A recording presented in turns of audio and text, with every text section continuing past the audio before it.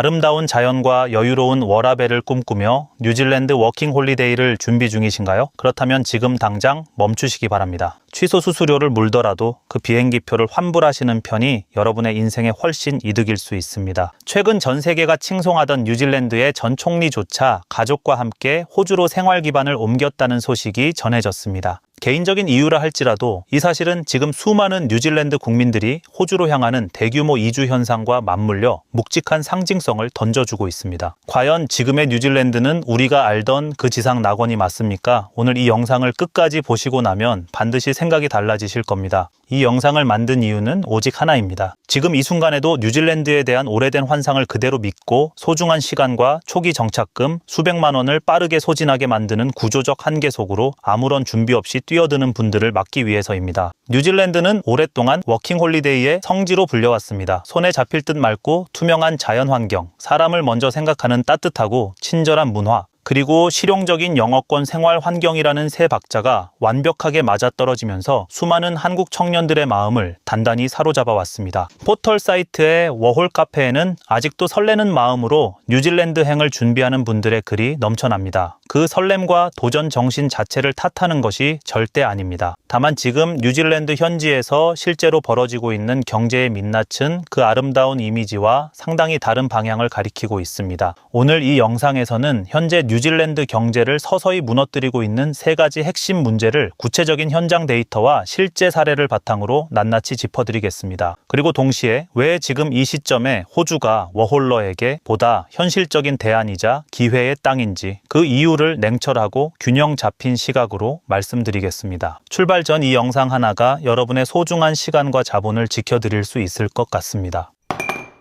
뉴질랜드의 최저임금은 숫자만 놓고 보면 꽤 그럴듯해 보입니다. 하지만 임금이 높다는 것과 그 임금으로 실제 생활이 가능하다는 것은 전혀 다른 차원의 이야기입니다. 지금 뉴질랜드에서는 물가가 오르는 속도가 임금이 오르는 속도를 완전히 압도하고 있습니다. 이것이 무엇을 의미하는지 아주 쉽게 설명해 드리겠습니다. 여러분이 지난해보다 월급이 5만 원 올랐다고 가정해 보시기 바랍니다. 그런데 막상 그 돈을 들고 마트에 가면 작년과 똑같은 품목을 장바구니에 담았는데 계산대에서 나오는 금액은 10만 원이 더 나옵니다. 지갑에 들어오는 돈의 숫자는 늘었는데 그 돈으로 살 수 있는 것들은 오히려 줄어드는 현상. 이것이 바로 지금 뉴질랜드에서 살아가는 모든 사람이 매일 피부로 체감하는 현실입니다. 명목상의 임금은 올라도 물가 상승률이 이를 웃돌면서 실질 임금이 오히려 하락하는 구조가 고착화된 것입니다. 러닝머신 위에서 아무리 열심히 뛰어도 앞으로 나아가지 못하는 상황과 정확히 같습니다. 이 문제가 워홀러에게 얼마나 구조적으로 불리한지는 렌트비 하나만 봐도 즉각적으로 드러납니다. 워홀러들이 가장 많이 몰리는 도시인 오클랜드에서 셰어하우스 방 한 칸을 구하는 데 드는 비용이 몇 년 전과 비교해 상당히 가파르게 올랐습니다. 워홀러 온라인 커뮤니티와 현지 부동산 플랫폼에 올라오는 매물들을 실제로 살펴보면 화장실과 부엌을 함께 써야 하는 평범한 셰어하우스 방 한 칸의 월세가 우리 돈으로 100만 원을 넘기는 것은 이제 낯선 일이 아닙니다. 심지어 도심 접근성이 좋은 오클랜드 시내 인근의 경우 좁은 방 한 칸의 한화로 150만 원에 가까운 금액을 요구하는 매물도 어렵지 않게 찾을 수 있습니다. 주거비만 이 정도인데 여기에 대중교통 인프라가 충분하지 않아 사실상 필수가 된 차량 구입 및 유지비, 매달 빠져나가는 통신비, 그리고 꾸준히 오른 식비까지 더하면 오클랜드에서의 한 달 최소 생활비는 200만 원을 넘어서게 됩니다. 마트 장바구니 물가에 대해 현지에서 생활하는 한국인들이 공통적으로 하는 말이 있습니다. 한국 대형마트에서 2만 원이면 살 수 있는 식재료를 뉴질랜드에서는 4만 원에서 5만 원을 내야 겨우 장바구니에 담을 수 있다는 것입니다. 분위기 없는 평범한 동네 식당에서 식사 한 끼를 해결해도 팁 문화까지 더해지면 3만 원이 그냥 나가고 카페 커피 한 잔도 한화로 6천 원에서 8천 원 사이를 오가는 것이 현실입니다. 워킹 홀리데이를 떠나는 가장 본질적인 이유 중 하나가 외국에서 일하면서 일정 수준의 자본을 축적하고 귀국 후 다음 단계를 준비하는 것이라는 점을 생각하면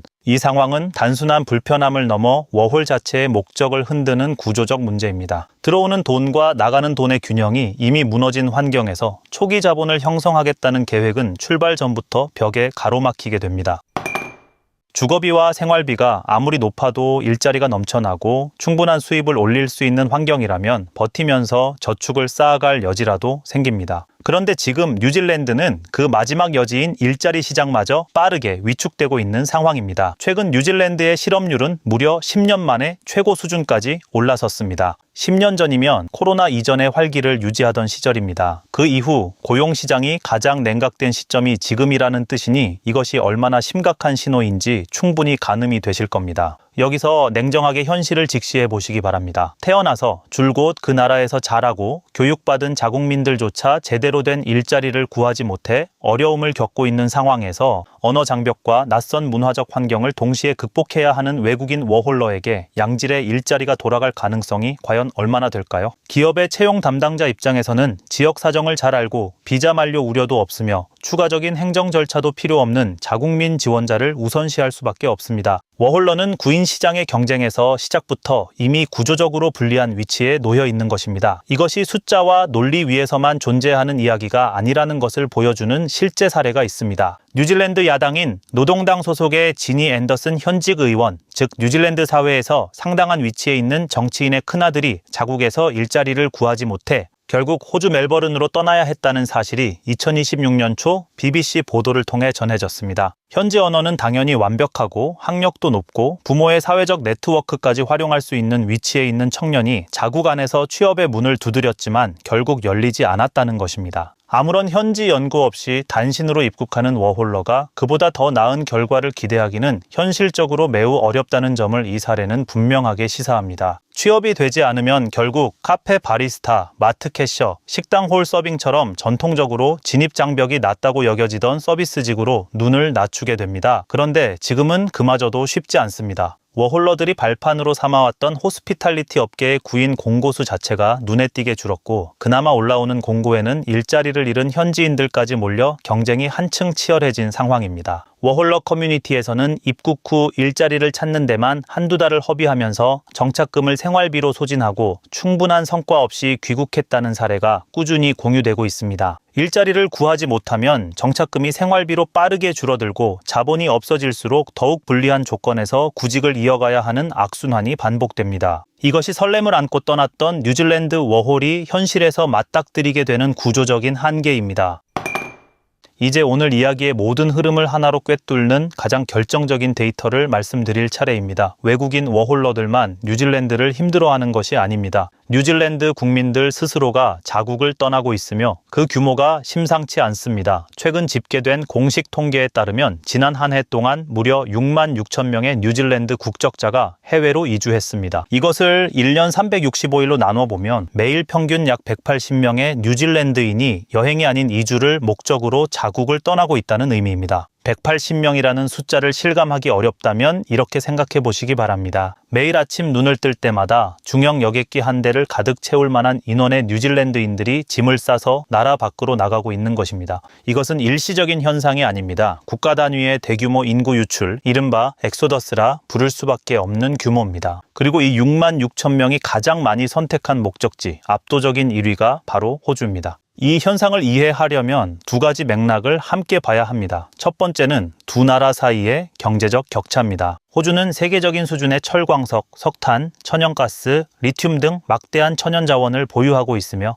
이를 기반으로 전 세계적인 경기 침체의 파도에도 상대적으로 흔들리지 않는 탄탄한 자원 경제를 구축하고 있습니다. 관광과 농업의 경제의 상당 부분을 기대는 뉴질랜드와는 국가 경제를 떠받치는 기초 체력 자체가 다릅니다. 이 경제적 기반의 차이가 뉴질랜드보다 높은 임금 수준과 더 다양하고 안정적인 일자리를 가능하게 만드는 원동력입니다. 두 번째 맥락은 정책의 변화입니다. 2023년 호주 정부는 뉴질랜드 시민권자들이 호주 시민권을 훨씬 더 쉽고 빠르게 취득할 수 있도록 이민 경로를 대폭 완화하는 정책을 시행했습니다. 이 정책 변화는 경제적 이유만으로는 선뜻 이주를 결심하기 어려웠던 많은 뉴질랜드인들에게 결정적인 마지막 동기를 부여했죠. 지금 뉴질랜드에서 호주로의 인구 이동을 이끄는 것은 경제적 격차와 이민 정책 완화라는 두 가지 강력한 동력이 동시에 작용한 결과입니다. 이러한 흐름 속에서 최근 저신다 아던 전 뉴질랜드 총리가 가족과 함께 호주 시드니로 생활 기반을 옮겼다는 소식이 전해졌습니다. 그녀의 이주는 개인적이고 가족적인 선택의 결과이며 그 이유를 경제적 이유로만 단정지어서는 안 됩니다. 그러나 코로나 팬데믹을 인간적인 리더십으로 이끌며 전 세계 언론의 찬사를 받았고 뉴질랜드라는 나라 자체의 상징적인 얼굴이었던 전직 총리의 이주 소식이 지금 수만 명의 뉴질랜드 국민들이 호주로 향하는 대탈출 현상과 맞물리며 세계의 주목을 받고 있는 것은 사실입니다. 한 나라를 대표했던 인물의 선택이 지금 이 시대의 흐름과 교차하며 던지는 상징적인 메시지는 그 어떤 경제 지표보다도 직관적으로 현재 뉴질랜드의 상황을 말해주고 있습니다. 워홀러의 시각에서 두 나라를 직접 비교해보면 그 차이는 더욱 선명해집니다. 호주의 최저시급은 뉴질랜드보다 높고 워홀러들이 주로 찾는 퀸즐랜드의 농장이나 웨스턴 오스트레일리아의 광업 연계 일자리들은 최저임금을 상당히 웃도는 급여를 제공하는 경우가 드물지 않습니다. 특히 호주는 워홀 2년차, 3년차 비자 연장 요건으로 지정지역 내 특정 업종 근무 기간을 요구하는데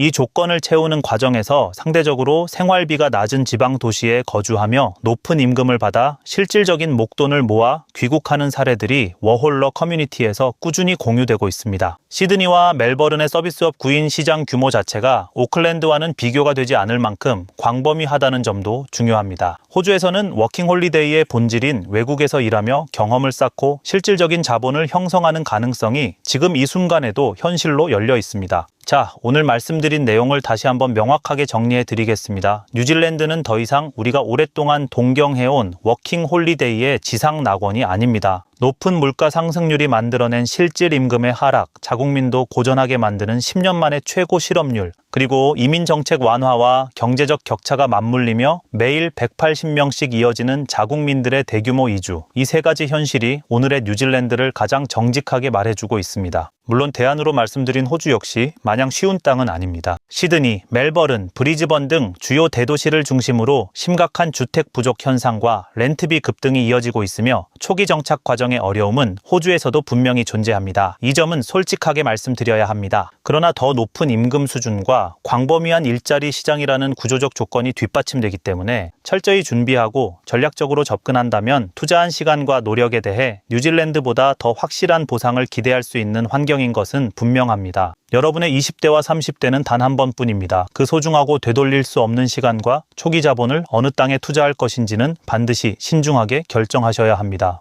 오래된 워홀 후기와 낭만적인 이미지만 조차 무작정 짐을 싸기 전에 지금 이 순간의 냉혹한 경제 현실을 반드시 먼저 직시하시기 바랍니다. 같은 시간, 같은 돈, 같은 열정을 투자한다면 실질적으로 더 나은 조건을 제공하는 곳으로 방향을 트는 것이 여러분의 미래를 위한 보다 현명하고 전략적인 선택입니다. 오늘 이야기는 여기까지입니다. 감사합니다.